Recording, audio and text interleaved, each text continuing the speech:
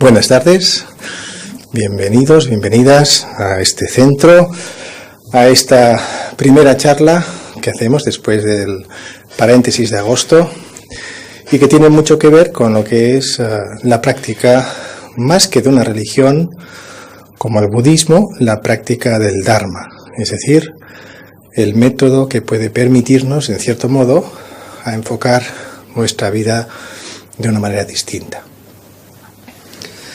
La idea de trabajar y de poder expresar en palabras conceptos y experiencias que suelen ser a veces difíciles de poder transmitir, pues a veces es una dificultad. Por suerte, el Dharma lleva básicamente unos 2500 años, más o menos, intentando de alguna manera comunicar, primero de forma oral en sus primeros tiempos del budismo, y después de forma escrita, no solamente qué podemos hacer en nuestro camino espiritual, sino especialmente cómo podemos encontrar o descubrir, en cierto modo, quiénes somos en realidad.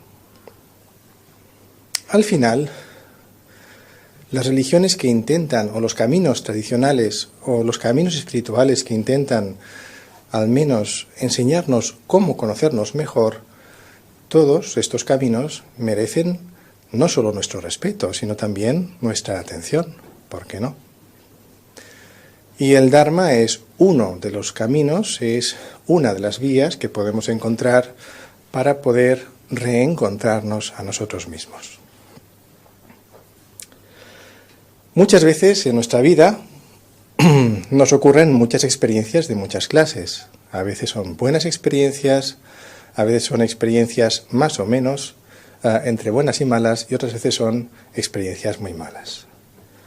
Y en todo este cúmulo de experiencias generamos una serie de causas y efectos, lo que podemos conocer como la construcción del karma, y al final quedamos envueltos, quedamos atrapados en esta especie de espiral constante que entretiene nuestra atención consciente y nos lleva siempre a estar preocupados por lo que hicimos en el pasado o preocupados por lo que tenemos que hacer en el futuro. Y siempre viajamos del pasado al futuro, descubrimos muchas fantasías, expectativas, necesidades, temores, miedos, y todo ese mare magnum de sensaciones que originan estos pensamientos y emociones siempre nos apartan de lo fundamental, que estamos aquí, ahora, en este instante. Y tomar conciencia de estar aquí, ahora, en este instante, significa entonces conectar, aunque solo sea por un segundo, con la esencia de lo que somos, no con lo que creemos que somos. Desde pequeños, en la educación que recibimos normalmente en nuestro entorno social, siempre nos venden, entre comillas, qué es lo mejor, qué debemos tener para ser mejores, cómo debemos ser, cómo debemos vestir, cómo debemos comportarnos, qué significa ser bueno o no ser bueno, qué premios recibimos si somos buenos y qué castigos recibimos si somos malos. Pero, ¿existe algo más aparte de castigos y premios? ¿Existe algo más que caer en esta dicotomía constante entre es bueno, no es bueno, debo hacerlo, no debo hacerlo, debo seguir lo que me dicen o no debo seguir lo que me dicen? Por supuesto, claro que sí. Y justamente intentar buscar eso es el principio espiritual fundamental. Buscar la autenticidad de las cosas, buscar la esencia de las cosas, no buscar perderse nuevamente en los enormes juguetes y cantidad de juguetes que tenemos en nuestra mente a través de nuestras emociones, a través de nuestro pensamiento discursivo y a través de todas esas, a veces, excesivas expectativas que tenemos sobre lo que debería ser nuestra vida o la vida de los demás. ¿Cuánto esfuerzo ponemos siempre en pensar cómo debería ser nuestra vida? Mucho, ¿no? Deberíamos tener amigos, muchos amigos, deberíamos estar mejor, deberíamos estar en una situación mucho mejor en el lugar donde vivimos, en el lugar donde trabajamos, con la familia que tenemos, con los amigos que tenemos. Deberíamos tener más cosas que hicieran nuestra vida más cómoda. Y todo esto es cierto, pero solo hasta cierto punto. Hay un momento que el exceso de comodidad, el exceso de cosas, el exceso de deseos, el exceso de expectativa, crea una auténtica frustración en nuestra vida cuando no conseguimos eso que buscamos. Por eso hoy en día, y más en la sociedad donde estamos, necesitamos algún tipo de camino, algún tipo de punto de referencia que no nos obligue a seguir un dogma, pero sí nos indique más o menos hacia dónde podemos ir fuera de este mare magnum y fuera de esta construcción constante de karma. En alguna charla he comentado, a veces somos como unos grandes arquitectos. Tenemos la licenciatura, si queréis, de arquitecto, la tenemos ya hecha casi a partir de, no sé, los 5, 6 años o 7 años. Construimos de todo. Con nuestra mente, con nuestros deseos, con nuestras experiencias. Y además nos venden que debemos conseguir la felicidad. Digo, nos venden. Porque realmente hay un supermercado espiritual enorme y variado para conseguir la felicidad. Y claro, la cuestión es que ante un camino espiritual genuino, el objeto de ese camino espiritual genuino no es exactamente conseguir solo la felicidad. En todo caso, es redescubrir la esencia de lo que somos sin artificio alguno. Y la consecuencia de este descubrimiento probablemente será que seamos felices. Pero como la felicidad no es un objetivo, sino una consecuencia, finalmente es más fácil compartir y transmitir esa consecuencia. Por eso muchas veces en el Dharma se habla del concepto de la experiencia de la compasión. No de la simple pena, se entiende. De la compasión que está indisolublemente al lado de la sabiduría. Al igual que la sabiduría siempre está acompañada de la compasión. Para decirlo en otras palabras, podremos caminar cuando utilicemos las dos piernas. Con una sola es difícil. Podremos utilizar dos ojos o dos brazos y nos será más fácil realizar una serie de tareas. Por lo tanto, es mucho mejor aprender a intentar coordinar y sobre todo complementar la compasión y la sabiduría. Así, lo importante no es qué religión o qué tradición elegimos, sino por qué y cuál es el motivo por el cual elegimos una tradición o una religión determinada. ¿Por qué queremos una vía espiritual? ¿Para qué? ¿Para que nos toque la lotería? ¿Para tener más suerte en nuestra vida? ¿Para escaparnos de la realidad que nos hace daño? ¿Para entretenernos, como decía antes, como si fuera un juguete, en algo completamente ajeno a nuestra vida cotidiana, y eso pues nos da vidilla a nuestra vida cotidiana? ¿Queremos un camino espiritual para seguir aplicando los patrones y las formas de actuar del ego? Si es así, como decía antes, tenemos un enorme supermercado espiritual para elegir. Y digo supermercado espiritual porque hay muchas elecciones distintas, pero todas radican en lo mismo. Casi parece un lema de estos de publicidad. Busque, compare y si encuentra algo mejor, cómprelo. ¿Qué es mejor, el taoísmo, el budismo, la alquimia, la cábala, la meditación cuántica? ¿Qué es mejor?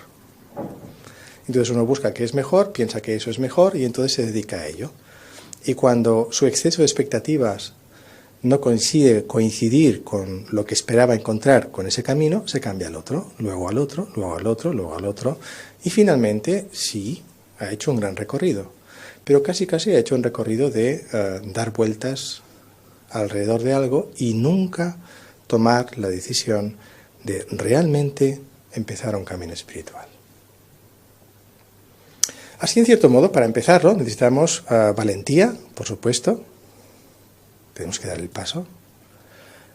Valentía para empezar a decidir vivir el presente, no seguir manteniendo nuestra mente en el pasado o en el futuro. Honestidad, claro. Honestidad para empezar a quitarnos la máscara y sobre todo el artificio del yo que construimos cada día.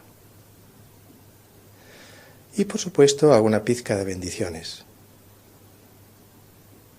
Algún maestro, alguna tradición que consiga sumar a nuestro esfuerzo personal la experiencia y las bendiciones también de un camino espiritual genuino. Y bien, esta es un poco la composición, entonces, del planteamiento del Dharma.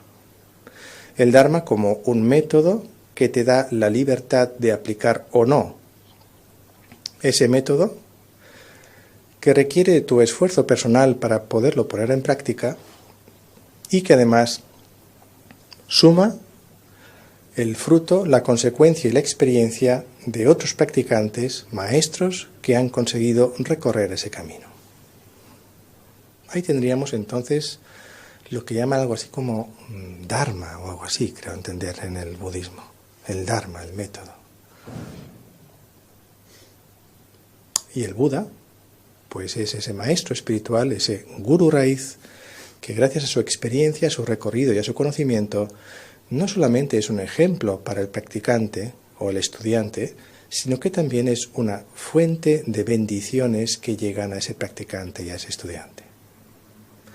Y por supuesto la Sangha, el grupo de personas, practicantes, incluso simpatizantes, que de una u otra manera, al poner atención sobre el método del Dharma y sobre la figura de Buda, conectan todos ellos con esa corriente espiritual. Entonces, desde el punto de vista de la práctica del Dharma, estaríamos hablando de las tres joyas: Buda, Dharma, Sangha. Y hablamos de tomar refugio en ellas, no de idolatrar a las tres joyas.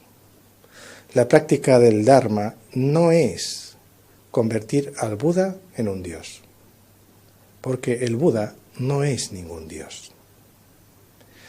Y la práctica del Dharma tampoco es convertir las enseñanzas o a un maestro en un objeto al cual idolatrar y poner por encima de cualquier cosa. La práctica del Dharma es el reconocimiento de la naturaleza tanto de uno mismo como de todos los fenómenos. Y ese reconocimiento nos lleva a una experiencia, y esa experiencia está más allá de cualquier mediación, de cualquier método e incluso de cualquier gurú.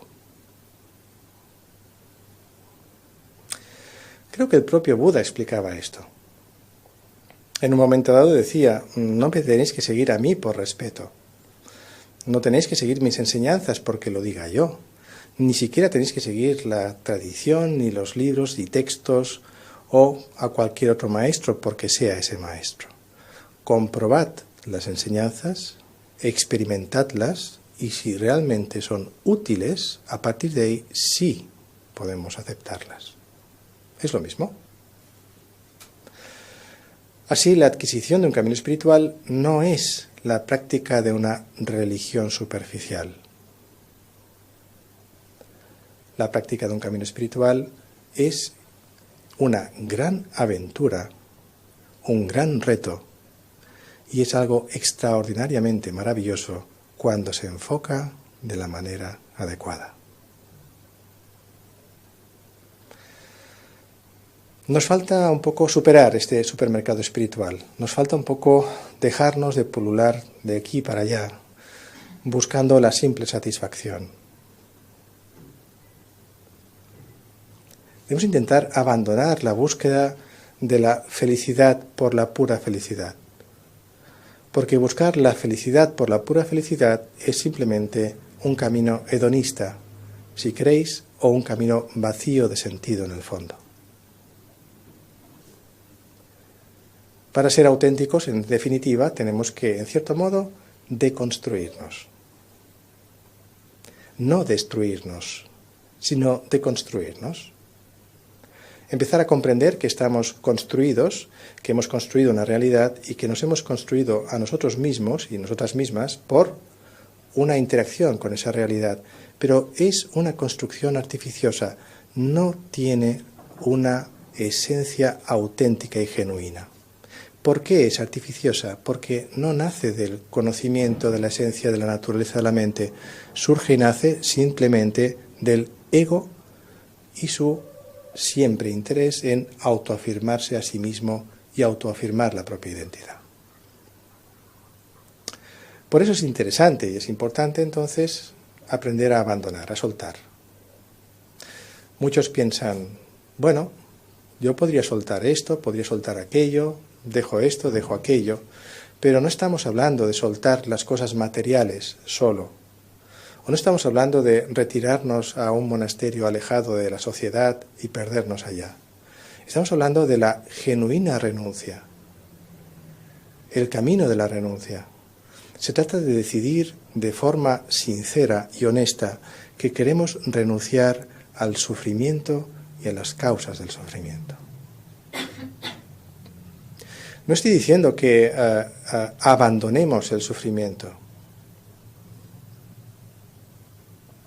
No estoy diciendo que nos alejemos del sufrimiento.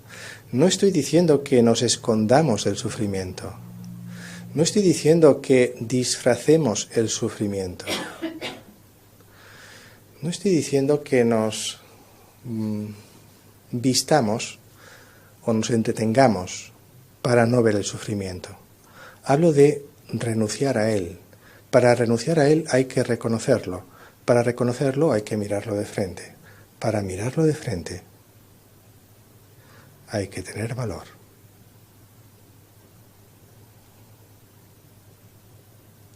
Pero también hay que entender que el sufrimiento y sus causas se basa especialmente en la profunda ignorancia que el ego proyecta sobre sí mismo y sobre la realidad. Mirar de frente, sin miedo. Cuando miramos el sufrimiento de frente y sin miedo, empezamos a reconocerlo.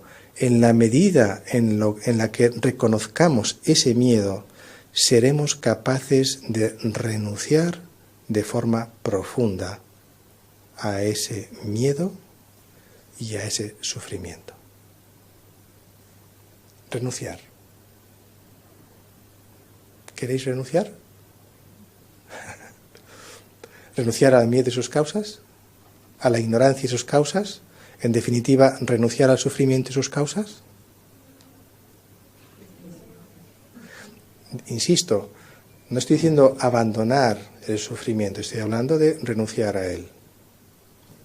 Si es así, caramba, ya empezamos bien, porque al final, o al principio, toda la estructura del Dharma se basa en tres aspectos que tienen que ver justamente con los vehículos, el Hinayana, Mahayana, Vajrayana.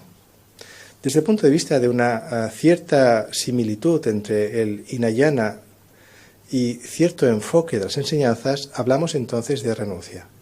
Cuando hablamos de renuncia, estamos hablando de renuncia ¿a qué? ¿A las emociones? No. Un practicante budista sigue teniendo emociones. ¿Renunciamos a los temas materiales? No. Un practicante budista se relaciona con la sociedad, vive en la sociedad, tiene, si tiene suerte, un trabajo y además habla con la gente. Estamos hablando de la renuncia al aferramiento que originamos cuando experimentamos emociones o la renuncia que tenemos que hacer cuando surge el aferramiento, cuando nos relacionamos con un objeto, sea bello o no, o cuando nos relacionamos con una situación, sea atractiva o no.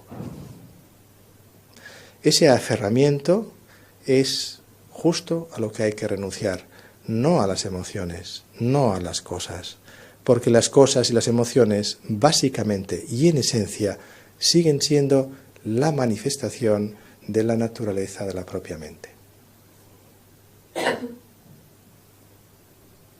Bien, ya hemos renunciado. Qué bien, ¿no? Hemos renunciado al sufrimiento. Bueno, hemos digamos, en cierto modo, hecho el primer paso, un enfoque del Dharma desde el punto de vista de la renuncia. Pero desde el punto de vista del Mahayana se habla también de otra cuestión que entra e interacciona con la renuncia, que es el de la compasión. Mahayana, gran vehículo. Compasión, que insisto, hoy en día se puede confundir con la pena o con la lástima, pero no tiene nada que ver con esto. Sin embargo, hoy en día hay todavía mucha confusión respecto a lo que sería la compasión.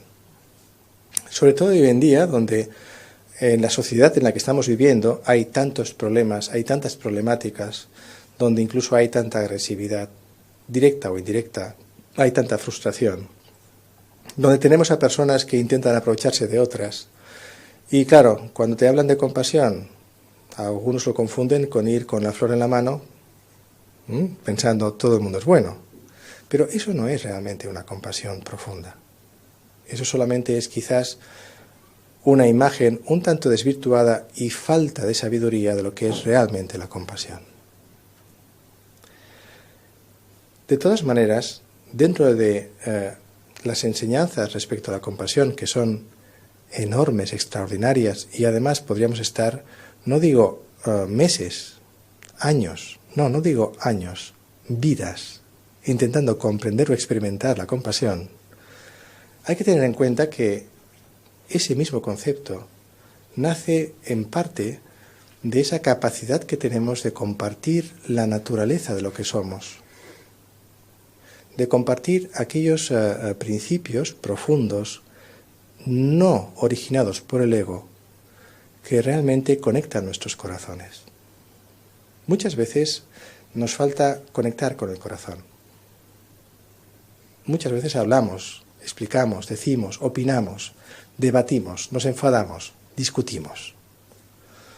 Y en todas estas discusiones, en esta dialéctica constante entre quién tiene razón, no existe una pizca de compasión, solo hay un intento de imponerse al otro.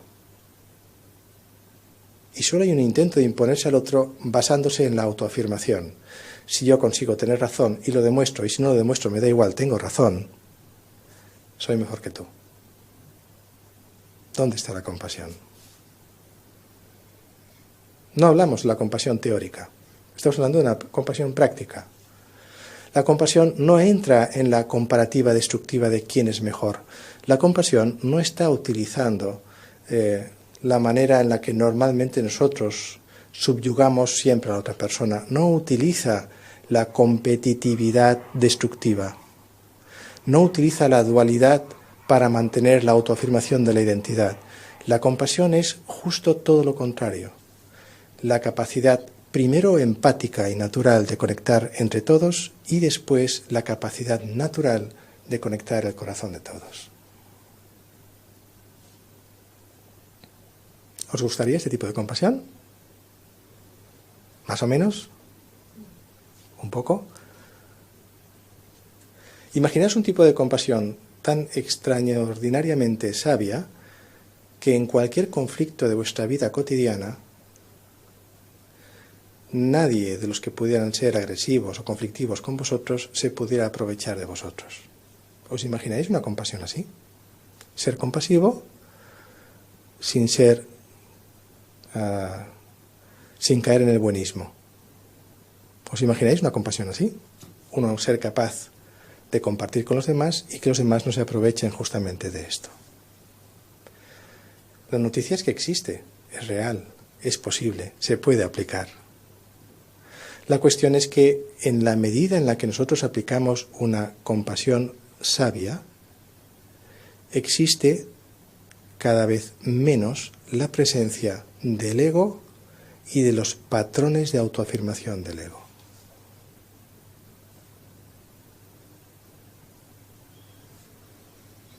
Imaginaos, si tengo compasión, según el Dharma, y me preocupo por todos los seres, mi karma va a ser buenísimo. Y si yo tengo un karma muy bueno, ¿qué va a pasar? Pues que voy a renacer en el reino de los seres humanos, de los semidioses o los dioses como mínimo, y si es muy bueno, quizás me reencarne en un palacio en la próxima vida, pues viviendo muy bien. La comercialización, el acto comercial, ¿vale? Yo te doy, tú me das. Yo soy compasivo con el mundo, la humanidad y los seres vivos. Yo soy compasivo cumpliendo con los demás y a cambio probablemente aumentará mi nivel de karma positivo y mis cualidades también aumentarán. Esto no sirve tampoco. No podemos escondernos detrás de esto. No podemos pensar que ser compasivo requiere un pago por ello. No podemos pensar que ser compasivo significa que cuando recibo la satisfacción de las gracias por ser compasivo, me siento bien. Y si no recibo las gracias por ser compasivo, no me siento bien. Eso no es compasión. Eso es un proyecto de compasión. Es un intento de compasión, pero no llega al primer peldaño de la compasión. Porque el primer peldaño de la compasión es no solo compartir desde el corazón, sino no esperar la compensación de aquello que das libremente y genuinamente. Donde hay realmente una compasión genuina, no existe el miedo a perder, a ganar o a recibir la contrapartida. No hay comercio.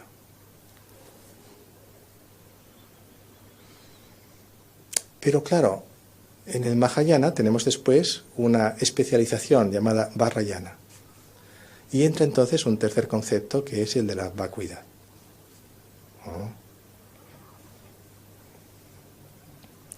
Y si hemos renunciado en cierto modo al sufrimiento y sus causas, y hemos generado en cierto modo una compasión profunda, sin darnos cuenta, entramos de forma natural en la experiencia de la vacuidad, que obviamente no es vacío. Pero, ¿qué es la vacuidad? Gran pregunta. De los 16 niveles de vacuidad, ¿a cuál nos referiríamos? ¿A la vacuidad de la vacuidad? Quizás. La cuestión dentro del Dharma no está simplemente en definir conceptos. Dentro del Dharma, en realidad, estamos hablando de una práctica espiritual, y la práctica espiritual requiere entonces una experiencia. Digamos que, en cierto modo, no sirve solo con definir. Y uno de los principales problemas que existe para el occidental es que necesitamos una definición de las cosas para empezar a comprenderlas y creer que comprendiéndolas ya la tenemos dominada. Nosotros pensamos, bien, si me definen las 16 vacuidades o me definen la vacuidad de la vacuidad, básicamente ya habré comprendido esa tercera parte y ya más o menos me podré apañar, entre comillas. Pues no. Resulta que para poder realmente acercarnos a la experiencia de la vacuidad, lo último que nos hace falta es definir qué es la vacuidad. Así que hoy en esta charla, lo siento mucho por aquellos que lo esperen, no hay definición de vacuidad. A pesar de que desde el punto de vista de la escolástica sí que hay unas definiciones. Pero, ¿qué podemos intuir sobre esa vacuidad? ¿Qué podría ser? Bien, en este caso estamos hablando de una intuición, no de una definición intelectual. Esa vacuidad se podría referir a la ausencia real del ego. Es decir, a una existencia, a una ausencia de existencia independiente del ego. Si el ego no tiene una existencia completamente independiente, tampoco los fenómenos tienen una existencia completamente independiente. Dicho de otra manera, hablaríamos entonces de una relación interdependiente entre el sujeto, el ego, y el objeto, los fenómenos y la llamada realidad.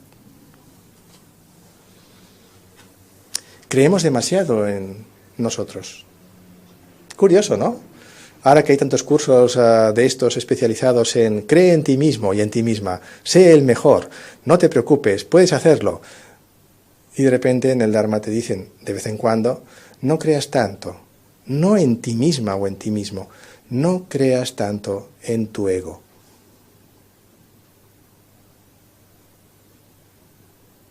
Al fin y al cabo, ¿quién está escuchando esto? ¿Quién está en esta sala? Yo.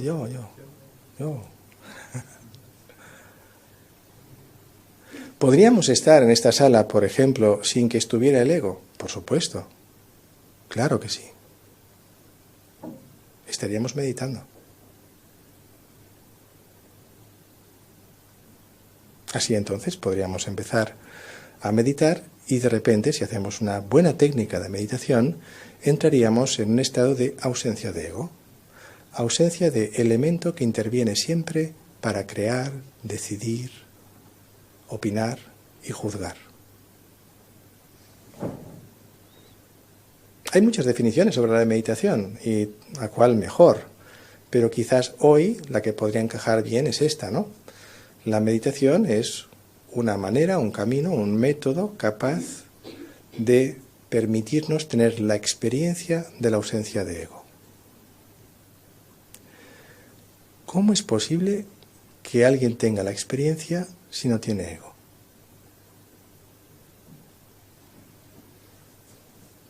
Bueno, a esto se le llama entonces un tipo de consciencia no dual, simplemente. Podemos ser conscientes, pero no caemos en la dualidad del pasado y el futuro.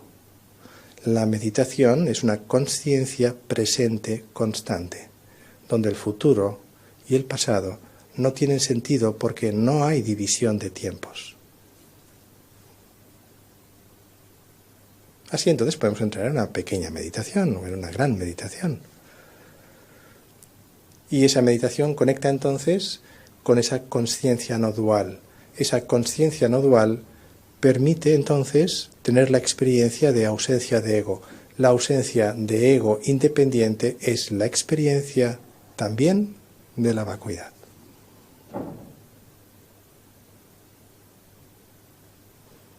Bien, en apenas 35 minutos acabamos de hacer un pequeño repaso a una simple renuncia del sufrimiento y sus causas, la aplicación de la compasión y la experiencia de la vacuidad. Pero esto, ¿cómo lo aplicamos? ¿Cómo lo podemos hacer realmente? Normalmente en toda enseñanza del Dharma se habla entonces de 3 aspectos importantes para poder realmente recorrer un camino espiritual. El primero es el de la escucha. Deberíamos aprender a escuchar. Es fácil decirlo, ¿eh? Pero escuchar sin prejuicios. Escuchar sin juicios de valor previos. Escuchar como si fuera la primera vez en toda nuestra vida que escuchamos lo que oímos. Escuchar con la frescura que pone un niño cuando está cogiendo el mismo juguete durante 4.600 veces. Escuchar de una manera genuina, simple, con corazón. Escuchar reteniendo no las palabras y los conceptos, sino lo que surge por la interacción de las palabras y los conceptos con nuestro corazón. Escuchar reteniendo esto y escuchar con la intención de mantener esto para el resto de nuestra vida. El segundo aspecto es el de la reflexión. Tenemos que reflexionar sobre lo que escuchamos. Si no reflexionamos, ¿qué hacemos? ¿Aceptamos dogmas? ¿Creemos en lo que nos dicen porque nos lo dice el Dalai Lama? ¿Porque nos lo dice el Buda? ¿Porque nos lo dice un maestro muy importante? No. No se trata de creer o hacer lo que dice un maestro importante, ni siquiera el propio Buda. Se trata de reflexionar y contrastar, usando nuestra propia libertad y criterio, lo que nos indican y dicen con total libertad. Cuando reflexionamos sobre lo que nos dicen, cuando comprendemos los mecanismos de lo que nos dicen, realmente conectamos con nuestra propia fuerza vital, con nuestro ejercicio de la libertad y de nuestra consciencia en ese elemento. Nos integramos mejor en ese camino. No somos unos simples imitadores de un camino espiritual, somos verdaderos practicantes de un camino espiritual. Y claro, como en Occidente reflexionamos mucho, a veces demasiado, el tercer aspecto importante es justo el de la práctica. Asimilar lo reflexionado, practicar lo reflexionado. Y cuando hablamos de práctica, hablamos de una práctica interactiva entre el que practica desde el punto de vista de su propia mente y lo que es la aplicación del resultado de lo practicado en la vida cotidiana, en la sociedad, con la gente, con los seres vivos con los que nos relacionamos. Es un camino muy realista en realidad el Dharma. Tiene muchos aspectos distintos, pero es realista porque no nos está diciendo apartaos de la sociedad es el monstruo al cual hay que derrotar. Apartaos del ego, el ego es el enemigo al cual hay que derrotar. El Dharma no nos está diciendo exactamente esto, nos está diciendo algo bien distinto. Descubrid la naturaleza del ego, descubrid la naturaleza de los patrones de la sociedad, desmontad sus mecanismos de control y sobre todo no hace falta que destruyáis nada, integradlo todo. Es una revolución verdadera esta, pero requiere de una extremada atención en ello y sobre todo una gran sabiduría y ante todo una gran determinación en conseguirlo. Y cuando estamos hablando en el Dharma del camino espiritual, no solo individual, sino colectivo, hablamos, como decía antes, de la aplicación de las consecuencias de ese camino. La experiencia espiritual debe revertir en beneficio de todos los seres sintientes sin límite alguno. ¿Y todo ese camino cómo lo hacemos? Relajándonos. ¿Cómo? Relajándonos. Sí. Pero ¿cómo? ¿Cómo es posible hacer todo eso relajándose? Sí, curiosamente, mientras más tensos, mientras más preocupados, mientras más cargados estamos, más nos alejamos de la puerta de entrada hacia ese camino, hacia esa experiencia genuina. Hay un punto intermedio entre la relajación extrema y la tensión extrema.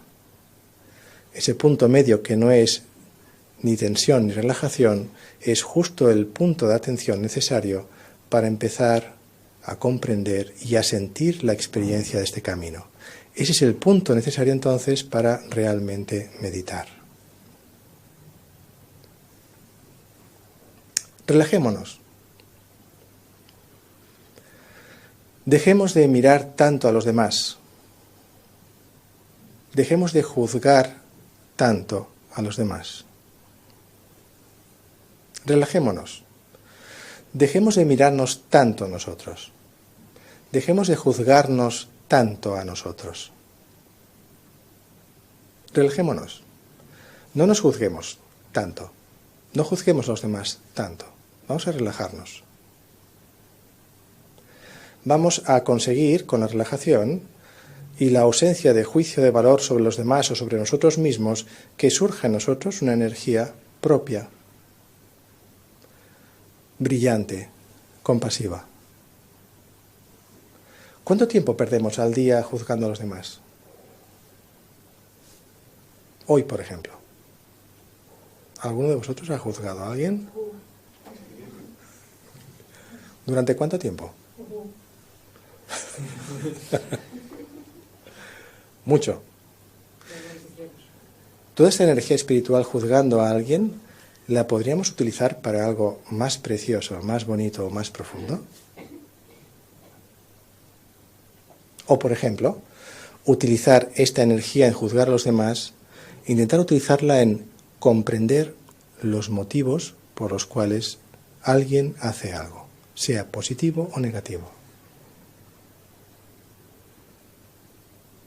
Gastamos mucha energía mental, luego llega al final del día y pensamos, qué cansada estoy, qué cansado estoy. Claro, llevamos todo el día juzgándonos, hablando del pasado, del futuro, discutiendo, queriendo tener razón, intentar autoafirmar nuestro ego, que al final acabamos agotadas y agotados, ¿no? Vaya día, llevo todo el día intentando autoafirmarme. A través de las cosas buenas que hago, a través de las cosas malas que hago, me autoafirmo a mí mismo o simplemente esperando los halagos de los demás. Y si no me halagan, me enfado. Todo el día así. ¿Podemos hacerlo de otra manera? Por supuesto. ¿Podemos enfocarlo de otra manera? Claro. Tampoco pretendamos cambiar esto en 2 días. Un camino espiritual no es la promesa de darte una fórmula mágica por la cual mañana, después de esta charla, vais a cambiar completamente y estaréis casi iluminados. No es esto. Un camino espiritual requiere un trabajo, requiere una disciplina, requiere una perseverancia también. Y si existe esta perseverancia, entonces es cuando realmente todos podemos conseguir lo que el mismo Buda consiguió. ¿Queréis iluminaros? ¿Más o menos? ¿Alguien quiere? Sí. Bien. No es un objetivo. ¿Quién quiere la iluminación? Yo. Relax, relajémonos. De acuerdo, está bien, ¿eh? Bien. Resulta que acabo de descubrir que la iluminación la quiere el ego. ¿Vale? Aceptémoslo. De acuerdo. Vale, ya está. Ego, tú quieres la iluminación, ¿verdad? Sí. Bien. ¿Qué tenemos que hacer ahora? ¿Rechazar esa iluminación porque la quiere el ego? No. Transformar la motivación y el objetivo. Transformemos la motivación. Yo no quiero la iluminación. Yo. Sin embargo, quiero la iluminación. Sin el yo. Como veis, esto es una parte pequeña de un planteamiento del Dharma.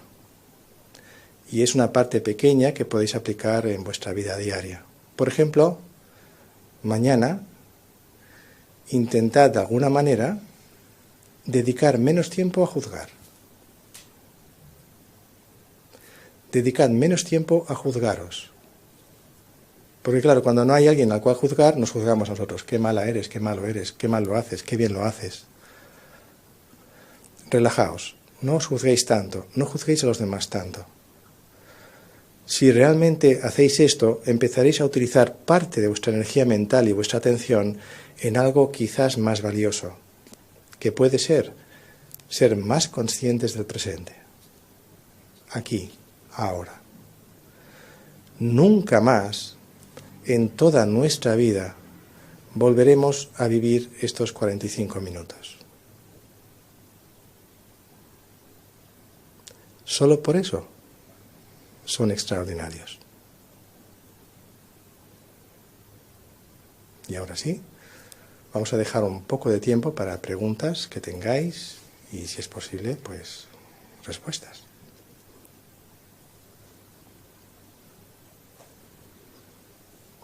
Incluidos también, si quieren, en el chat.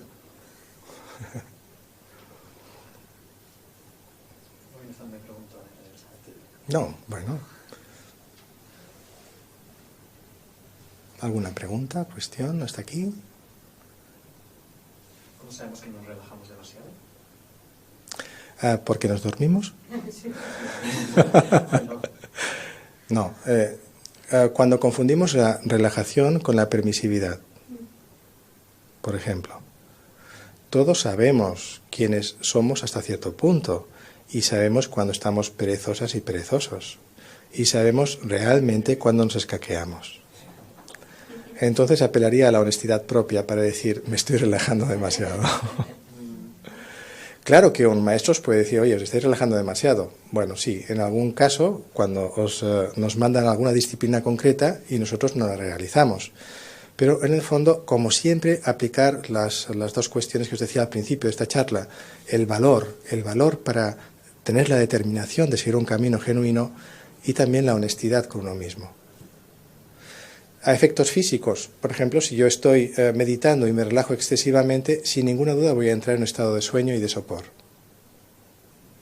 Ahora bien, si no me relajo hasta cierto punto, y cada uno tiene su punto de relajación, lo que voy a estar es tensa o tenso, y esa tensión va a eliminar la capacidad de tener una percepción fresca de la experiencia meditativa. Por lo tanto, el exceso de tensión y el exceso de relajación, como siempre, son los dos extremos. ¿Qué ocurre cuando estamos excesivamente tensas y tensos? Nos estresamos, ¿no? Lo queremos todo ya. Debe ocurrir ya. Lo quiero ya. Quiero llegar a la iluminación ya. Yo. Ya. ¿Por qué? Me acuerdo una vez había un practicante budista del Sutrayana que comentó en su momento que él era practicante budista, que seguía los sutras, creo que era el Sutra del Loto en su momento, y un practicante Vajrayana se lo quedó mirando y dijo, oh, pues qué bien, ¿no? Tus enseñanzas son también muy profundas, el enfoque del Sutra del Loto es muy profundo. Este practicante del Sutra del Loto le contestó, sí, mi maestro me ha dicho que dentro de 10.548 vidas quizás empiece mi proceso de iluminación y estoy muy feliz. Y el Vajrayana se quedó así diciendo, ¿cómo? ¿10.548 vidas para llegar a la iluminación? No. Mi camino dice que en una vida, en 3, en 7 o unas cuantas más, lo conseguiré.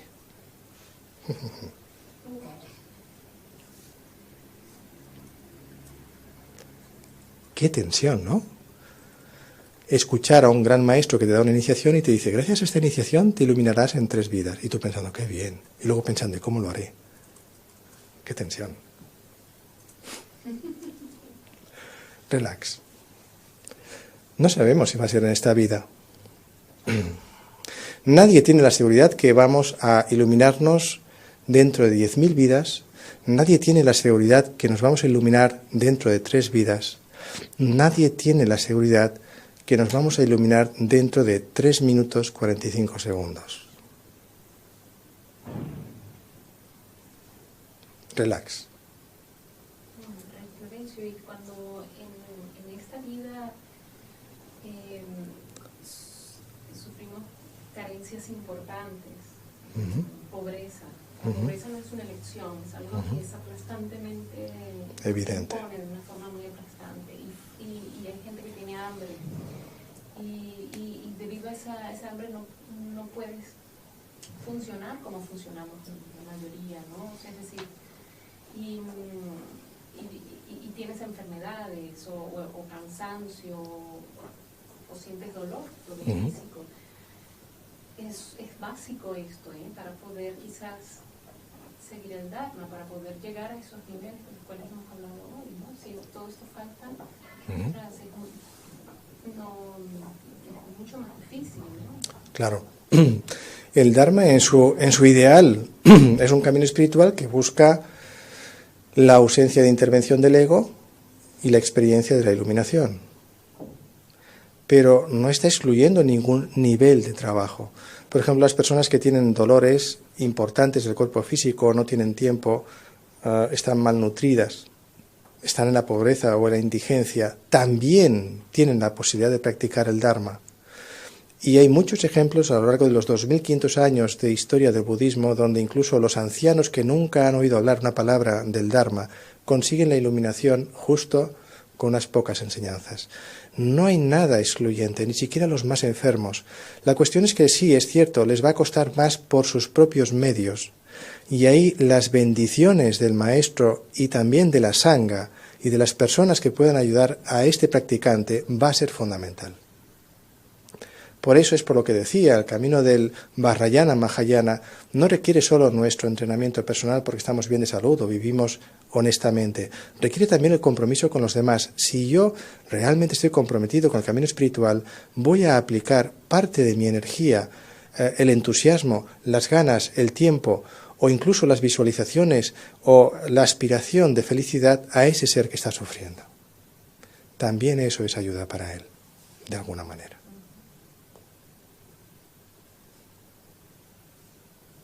¿Qué diferencia hay entre abandonar o renunciar al patrón?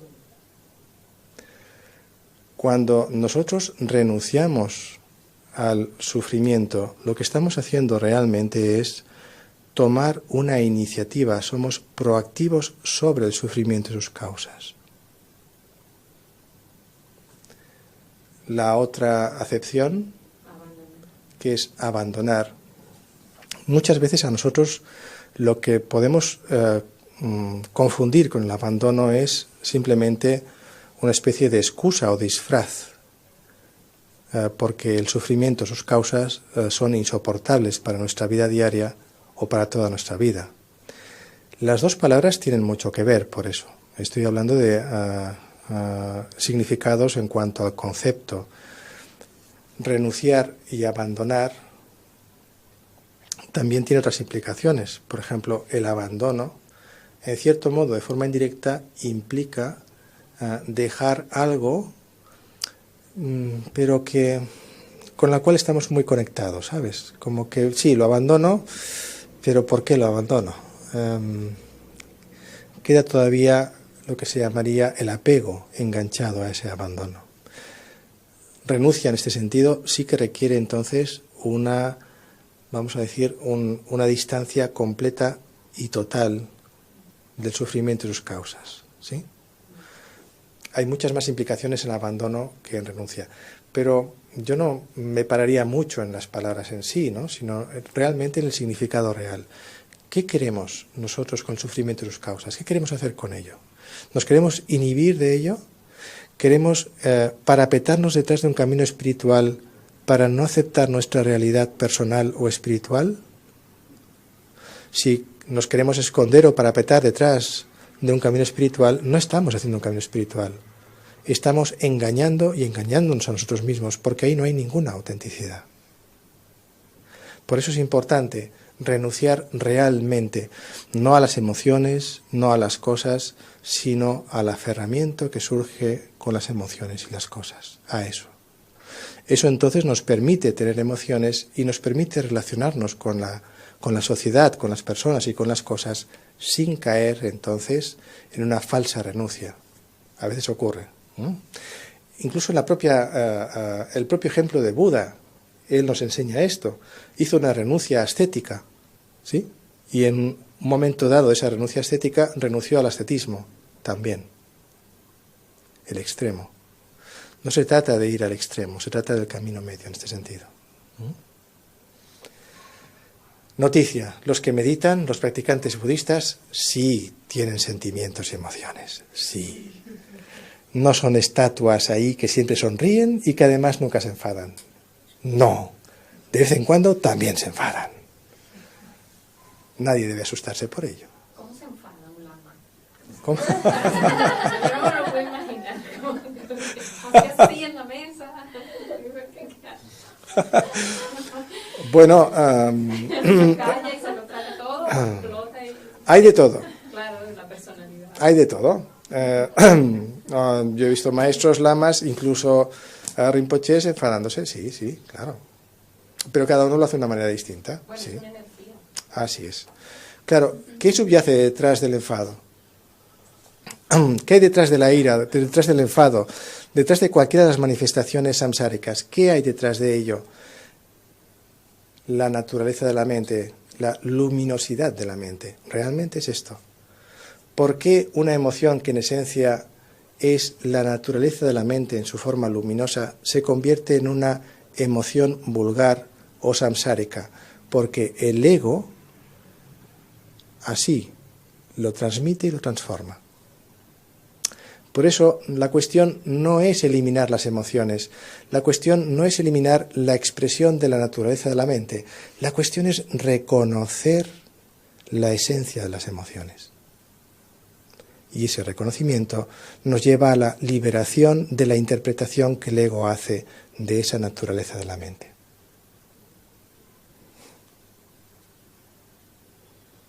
Y estamos acabando. Casi una hora. ¿Estáis aquí? ¿Sí? ¿Hay menos pasado y menos futuro? ¿Sí? Oh, bien, bien, gran cosa. Bien, pues vamos a ir acabando entonces y como siempre haremos una pequeña dedicación a cada uno desde el corazón, en silencio, no hace falta que hagamos ninguna oración especial, pero sí que sintamos y vivamos que todo lo que ha ocurrido, todo lo que hemos oído, todo lo que hayamos podido experimentar relacionado con el Buda, el Dharma, sea para beneficio de todos los seres sin excepción alguna, desde el corazón. Dedicar ese mérito para beneficiar a todos los seres, los que sufren y los que no sufren, para todos.